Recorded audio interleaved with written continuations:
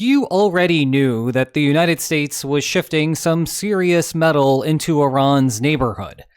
But we have recently learned that the United States is sending way more.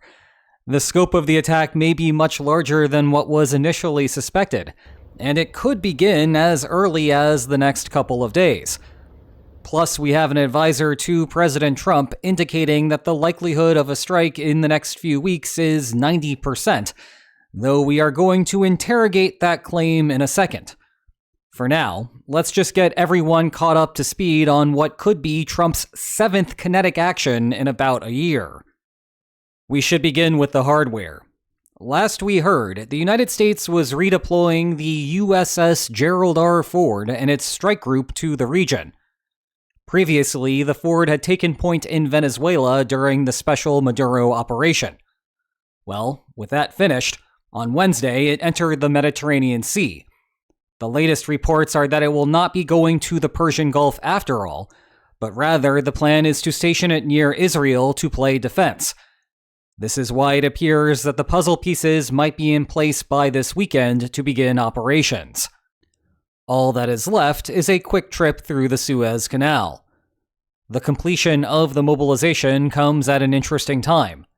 The 40-day mark of the protests in Iran just passed, leading to the first set of renewed public demonstrations since the initial crackdowns. Back then, the United States did not have assets like the Ford strike group headed to the region to properly take part in an operation. Nor did it have the Lincoln strike group, which has since taken residence near the Persian Gulf after a redeployment from the Indo-Pacific. This lack of firepower is why an intervention did not occur in January. But if the 40-day mark serves as a rallying cry to get large protests up and running again, the United States will likely not let that window of opportunity pass without action.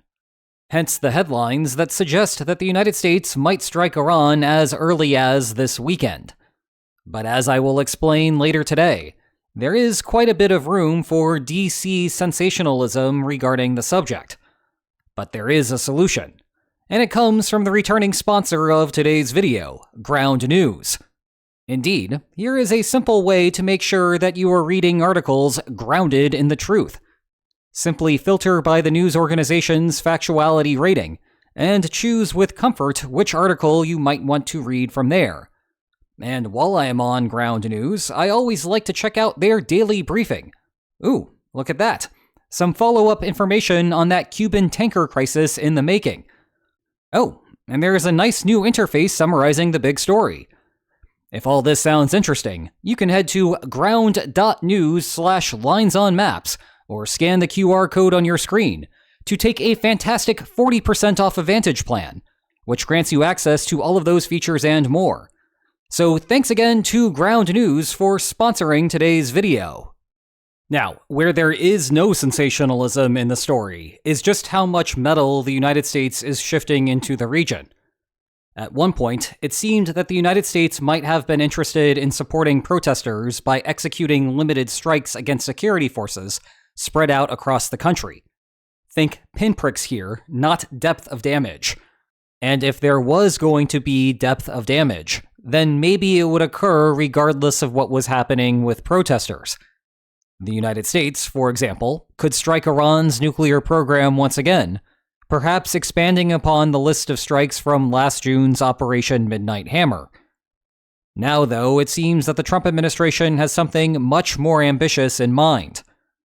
Beyond the 2 aircraft carriers that the United States has deployed to the region, it seems that every American air asset is being flown nearby.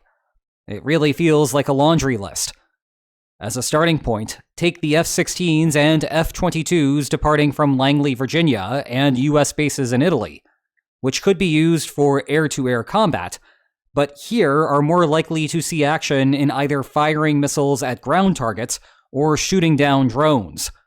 That latter use may be an interesting test case to see just how different a Russia-NATO war would be compared to the Russia-Ukraine war, where the Kremlin launches seemingly endless Shaheds at Ukrainian cities, with Kyiv only deploying limited air support to shoot them down. They're also refueling aircraft heading near Iran, indicating that the United States is not just trying to find targets of opportunity here. Rather, the plan would seem to be a longer set of sustained operations, or operations that travel deep into Iran, and thus require refueling to keep running. However, the deployment that set off alarm bells for me was the 2 AWACS heading east. I often describe aircraft carriers as the signal that the United States has serious plans. It is what flipped my narrative of what the United States was doing in Venezuela, from Washington can only order hassling operations, to, oh yikes, the White House could do something big there. Well, Airborne Early Warning and Control Systems, or AWACS for short, is the cut point for, hey, we might just be bombing a few things real quick, to, okay, this might be something covering a much, much larger theater. The basic idea of AWACS is that if you have a radar system in the sky, then you do not have to worry much about the curvature of the Earth, and you can get a much, much clearer sense of the battlefield. They can effectively turn into an airborne command and control system, observing any incoming threats from the enemy, and assigning allied assets to counteract them accordingly. You may have noticed that I am often very careful to not describe NATO as a military, but rather as a coordination system for 32 independent militaries. An actual military owns actual weapons, and NATO itself owns nothing, except for a fleet of AWACS, partially because they are that important, and partially because they just underscore NATO's role as a coordination institution. Back to Iran. The presence of AWACS means that the United States has plans to actually fight a battle against the Iranian government, rather than have the Iranian government be distracted fighting protesters, while the United States provides limited support by attacking government assets, which the government mostly absorbs rather than returning fire. Thus, contrary to earlier indications that the Pentagon might sit there and wait for protesters to return to the streets, there may be a proactive game plan here. It also suggests a much larger geographic scope. To provide some contrast, back in June, Israel struggled to hit Iran's ballistic missile systems located in the eastern half of the country. Israel does not have the same forward operating bases that the United States has, never mind aircraft carriers to cover distances wherever it wants to go. That placed some significant restrictions on what Israel could strike. The United States, wanting to limit any sort of retaliatory action that Iran could take now or in the future, would therefore see those eastern facilities as prime targets. It also makes sense from a division of labor perspective. It is possible that Israel will take part in the U.S. strikes, flip-flopping their roles as leader and follower from the June 2025 engagement. If Israel can hit the West but cannot hit the East, then it is clear who should be assigned to which targets. And that provides a nice segue to the last class of weapons mobilized to the region, interceptors like Patriot and THAAD systems. Because if there is a more sustained operation turned into a regional war, Iran will want to fire as many of those missiles while it can, and something needs to be put in place to stop them. You can imagine how the folks in Kyiv and Taipei feel about watching those systems going anywhere else, but that is just where the United States is this week. Actually, China and Russia are both in the region as well. They have monitoring ships nearby in case a war begins. You would not want to miss out on the massive amount of intelligence that could be gained about US systems.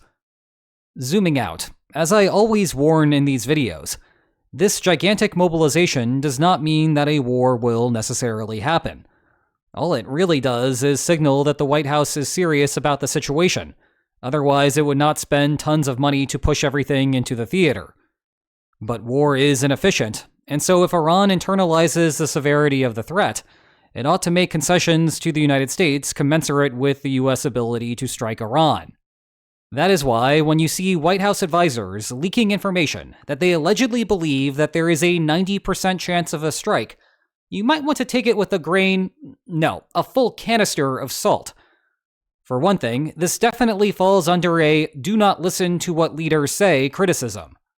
If Iran heard that advisor's guess and believed it, then Iran would be more inclined to make concessions to the United States.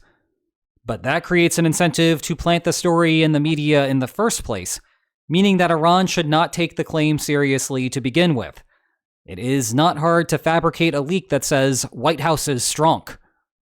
As a bit of a reality check, betting markets place the odds of a US strike by the end of the month at 29%, by the end of June at a nice 69%, and by the end of the year at 77%. All of these are serious numbers and explain why Russia and China are interested in the region, but they are not quite as alarming as the alternative framing. I often see comments about why I cite betting market data, and this is why. It reflects the conventional wisdom of those actually paying attention to the situation and have a vested interest in being right about the answer. That is in stark contrast to the media, which has an incentive to play up whatever makes the juiciest headline. Advisor says 90% chance of war sounds a heck of a lot more interesting than 29% chance of a US strike by February 28th. If you have ever wondered why so many channels have thumbnails that say, Putin is done, and the like, well, this is why. To be clear, none of this means that the betting odds are inherently correct. In fact, the vast majority of people placing bets do not actually think those odds are 29%. But the varying beliefs that people have distribute the money such that 29% is where the market's equilibrium falls. Now, I just want to point out here that 77% by the end of the year is a crazy high number. Historically speaking, the statistical chances of a couple of random countries taking military action against each other in a given year is around 2%. Thus, that 77% expectation reflects just how much the United States has invested in building up force in the region. But there is still a big difference between 77% and a sure thing, never mind the more modest chance of 27% by the end of the month. Meanwhile, Iran is not oblivious to those elevated chances. The government is trying to take active steps to improve its defenses, though not much can be done here. For example, consider the Persian military complex, only about 25 kilometers from Tehran. It is likely where Iran would test the conventional explosives that go into a nuclear weapon. While we do not know exactly what type of model Iran would use, there are a couple of standard systems that are publicly well understood. The simpler gun-type bomb used in the Hiroshima strike fires a donut-shaped cylinder of uranium into a corresponding cylinder of uranium that fits into the donut hole. Then you get your boom. This is relatively easy to construct because it uses the same principles as an ordinary cannon. In fact, the Manhattan Project scientists did not bother to do a full test of a gun-type bomb because it was so clear that it would work. It would have been a waste of uranium. Still, Iran would want to do a cold test of the conventional explosive, lest Iran waste its uranium on a dud bomb dropped on a live opponent. The other option is an implosion-type bomb, which was the model from Nagasaki. This places the conventional explosives around a ball of fissile material, causing it to condense and then initiate a chain reaction. This type of weapon is much, much more sensitive than a gun-type version. If the explosions do not occur at the exact same time, and I mean the exact same time, the fissile material turns into a pancake, which maximizes surface area to volume instead of minimizing it. Thus, no boom. That is why the Manhattan Project scientists did test this version of the bomb, giving us Trinity. It is also much harder to do this with uranium than the plutonium that normally goes into an implosion bomb. Iran only has uranium, so all the more reason to practice beforehand. Well, those explosive tests were what this specific building was designed to host. Except I am having to rely on older satellite images to show you it, because the reports are that Iran has covered it with dirt in an effort to shield it from bombs that might come raining down. Whether that happens at all, though, remains to be seen. As always in international relations, it is a waiting game, and Team Nothing Ever Happens always wins, until they don't. Thanks again to Ground News for sponsoring today's video. Go to ground.news/linesonmaps or scan the QR code on your screen to take a fantastic 40% off a Vantage plan. For now, you can keep up to date with what is happening in the Persian Gulf by watching this playlist on the politics of the region. And if you enjoyed today's video, then please like, share, and subscribe, and I will see you next time. Take care.